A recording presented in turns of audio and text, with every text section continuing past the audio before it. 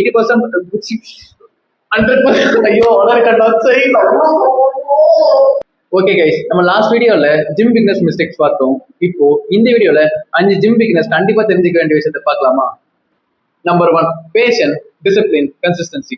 எல்லாரும் என்கிட்ட கேட்கறது என்னன்னா 3 monthsல ரிசல்ட் வருமா இல்ல எவ்வளவு சீக்கிரமா ரிசல்ட் வரும்னு கேக்குறீங்க. ஆனா இது வந்து ஒரு லாங் டர்ம் ப்ராசஸ். ஸோ இந்த 3 வந்து நம்மளுக்கு முக்கியமான பேசிக்கான things.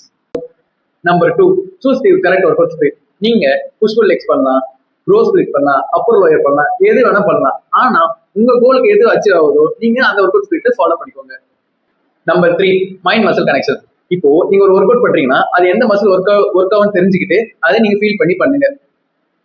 Number 4, proper sleep. Gym பிகினர்ஸ்லாம் என்ன பண்றாங்கன்னா டயட்லயும் ஒர்க் அவுட்லயும் ஃபோக்கஸ் பண்றாங்க தவிர ஸ்லீப்ல வந்து ஃபோக்கஸ் பண்றதே இல்லை. ஆனா நம்ம மசில் ரெக்கவரிக்கு ஸ்லீப்பும் வந்து ஒரு பெரிய இம்பாக்ட் வந்து கிரியேட் பண்ணும்.